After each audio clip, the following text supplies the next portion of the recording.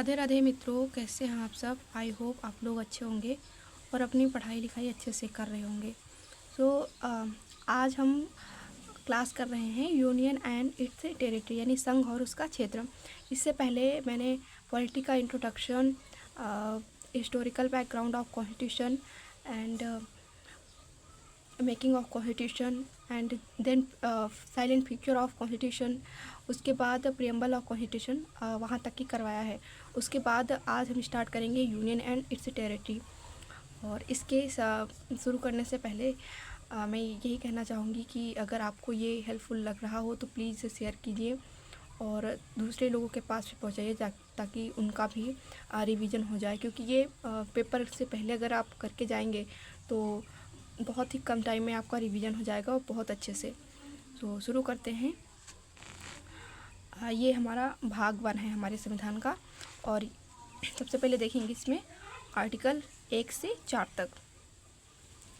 तो आर्टिकल 1 में क्या है, संघ का नाम और राज्य क्षेत्र। तो आर्टिकल 1 के क्लॉज 1 में क्या है, India shall be union of state rather than federation of states. यानी सबसे पहले इसमें संघ की प्रकृति दी गई है।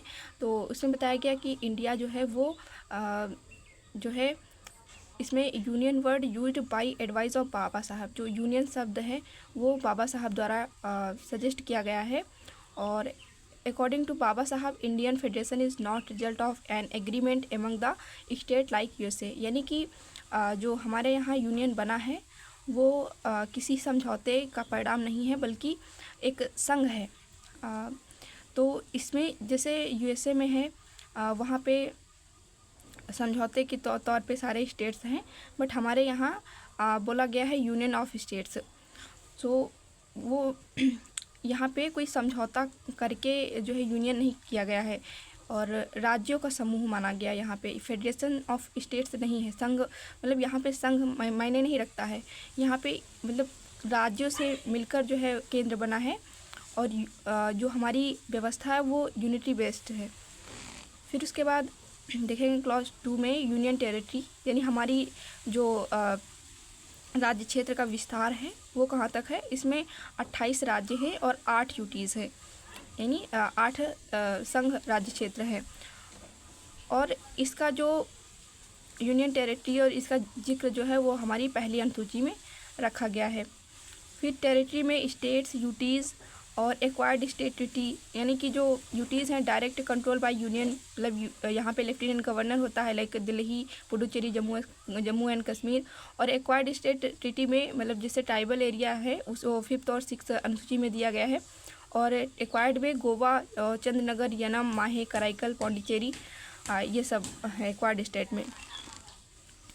और लिखा है टेरिटरीज दैट में B acquired by the government of India at many time.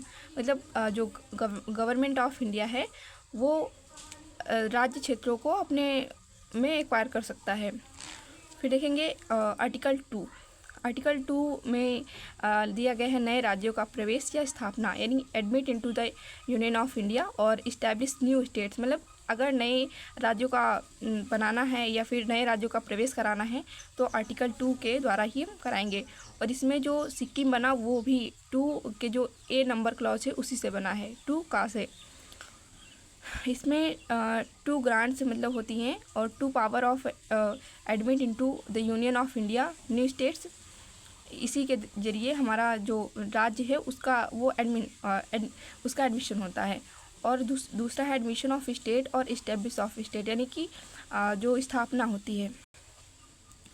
और इसमें जो 22वां स्टेट था और 36वें संविधान संशोधन से बना वो सिक्किम राज्य था।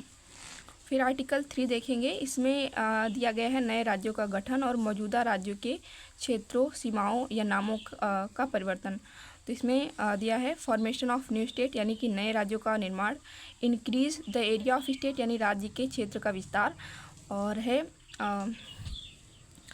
Range change the area of any state, मतलब किसी भी राज्य का जो सीमा है उसको चेंज कर सकते हैं। और change the boundary of any state, यानी किसी भी राज्य क्षेत्र की बाउंड्री को हम इससे चेंज कर सकते हैं। और change the name of any state, और किसी भी राज्य का हम नाम चेंज कर सकते हैं। और इसमें ये सब करने से पहले राष्ट्रपति की अनुमति लेनी पड़ती है। These changes introduce in the parliament only with in the pure recommendation of president. यानी ये सभी चेंजेस करने से पहले आपको राष्ट्रपति के पास पहले उनसे सलाह लेनी पड़ेगी। उनकी सिफारिश पे ही जो है हम ये सारे प्रस्ताव वहाँ पे रख सकते हैं। नए राज्य के निर्माण में, सीमा बढ़ाने घटाने में, उनका नाम सीमा उसका राज्य का नाम चेंज करने में, तो उससे पहले हमें राष्ट्रपति से अनुमति लेनी पड़ेगी। फिर जिसे पूर्वानुमति लेते हैं वो कैसे हैं, वो बिल पास किया जाता है लोकसभा या राज्यसभा में।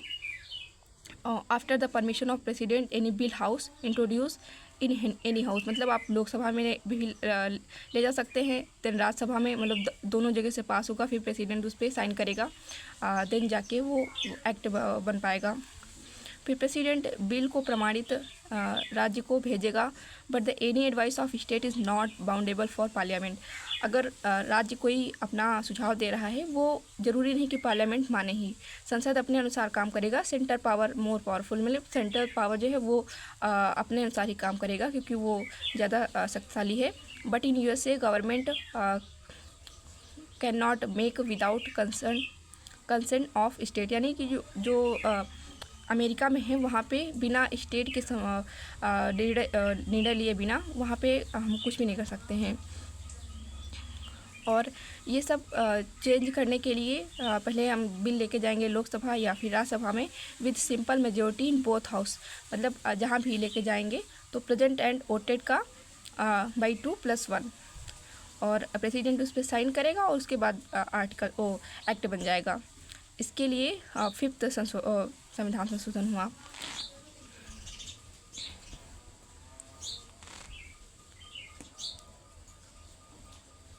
फिर देखेंगे article 4, any law which is related to article 2 and 3 shall not considered under the article 368।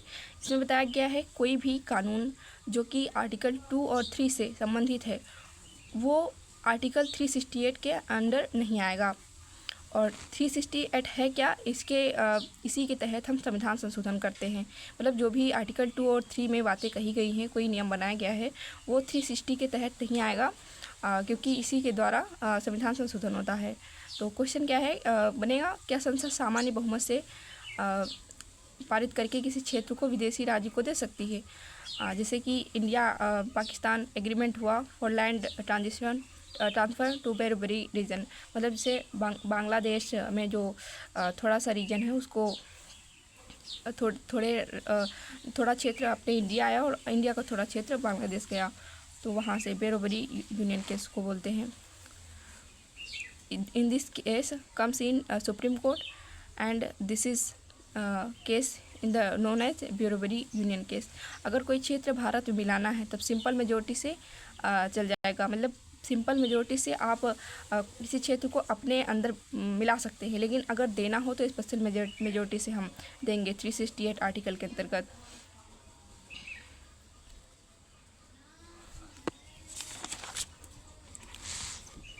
फिर देखेंगे exchange of territories with Bangladesh, जो हमारा 100वां संविधान संशोधन 2015 में हुआ।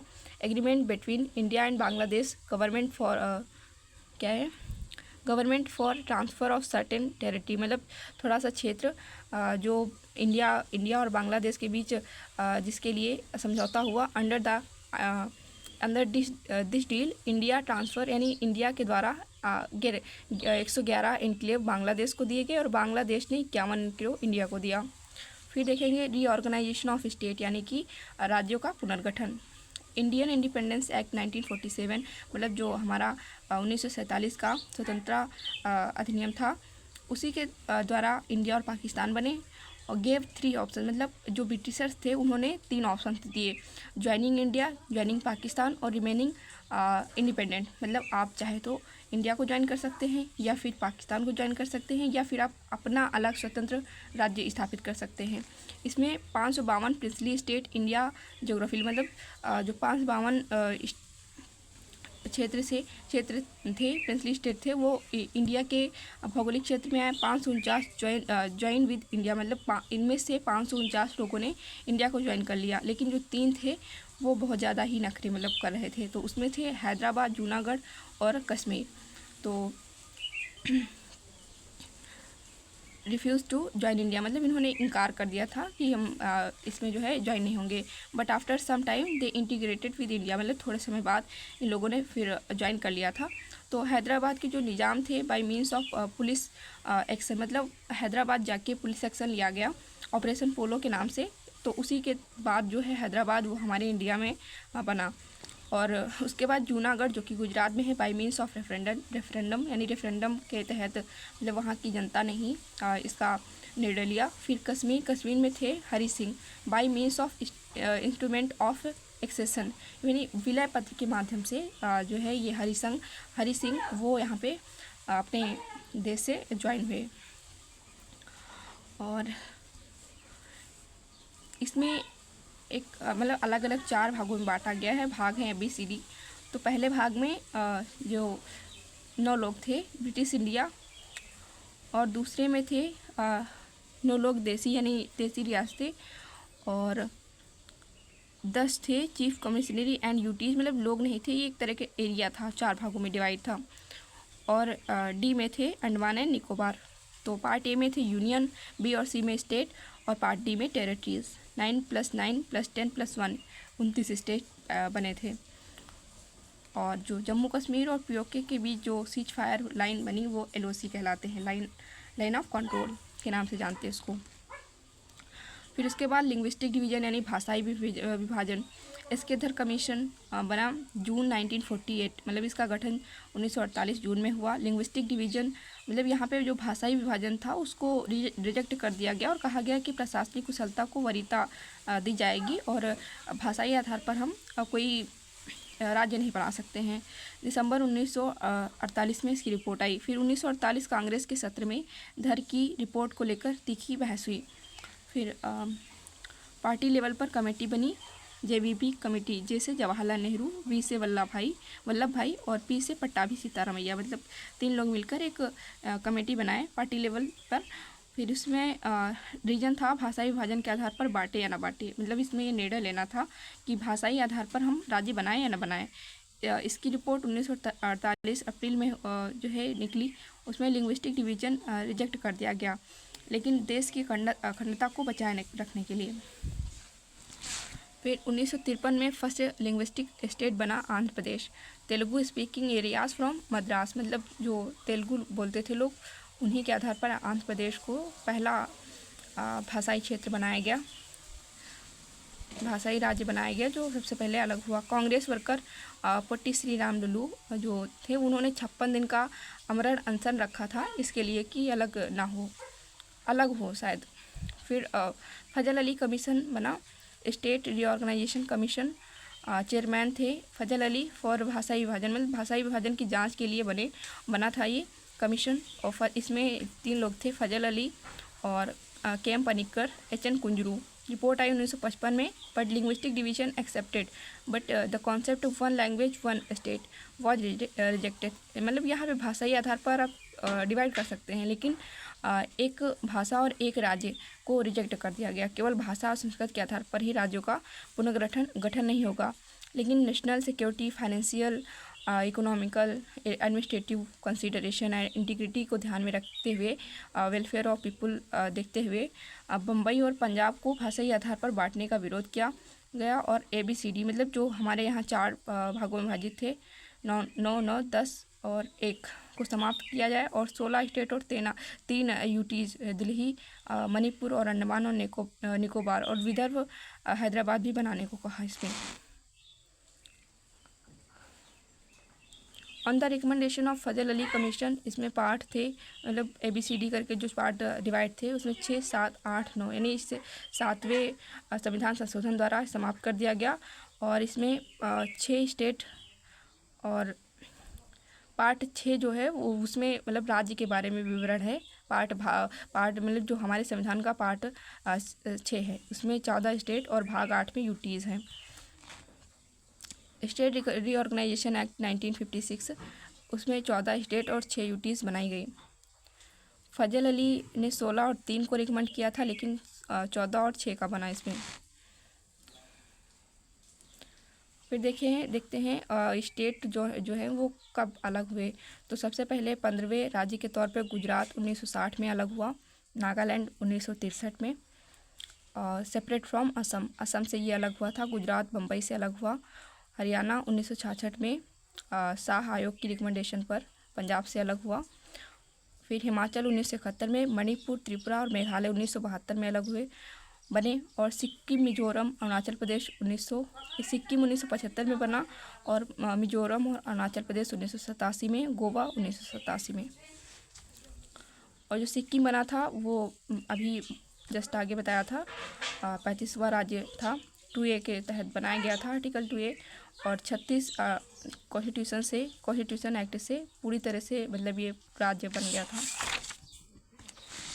फिर विकास के आधार पर बांटे गए राज्य, इसमें से 26वां था सबसे पहले, जो 1 नवंबर 2000 को अलग हुआ था, छत्तीसगढ़।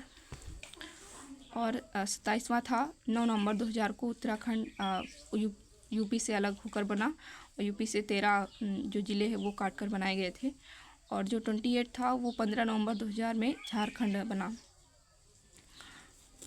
और उसके बाद फिर 29वां जो बना था 2 जून 2014 को, मतलब ये तेलंगाना जो लास्ट वाला था। तो इन तीनों को याद करने का जो ट्रिक है, आप याद कर सकते हैं इसे। तो ऐसे लिखेंगे उसको। उसके बाद ये 1 नवंबर को हुआ, ये 9 को हुआ, और ये 15 को। फिर 24 जनवरी 1950 को संयुक्त प्रांत के नाम से जाना जाता था उत्तर प्रदेश।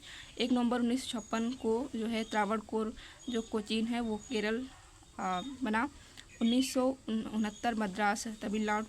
1973 में लक्षद्वीप मिनिकॉय और अमिनी द्वीप बना। 1992 में दिल्ली NCR।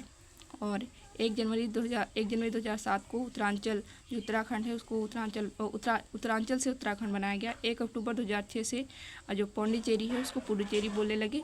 1 नवंबर 2011 से उड़ीसा को उड़ीसा बोलने लगे। और इसमें जो है जो गोवा, दमन दीव और दादर नागर हवेली ये पुर्तगालों के अंडर में थे, और जो फ्रांसीसी टेरिटरी थी वो पुडुचेरी, कराईकल, माहे और यनम ये 14वें संविधान संशोधन से भारत को दिए गए। फिर आज यहीं तक देखते हैं। पार्ट 1 यहाँ पे कंप्लीट हो गया है।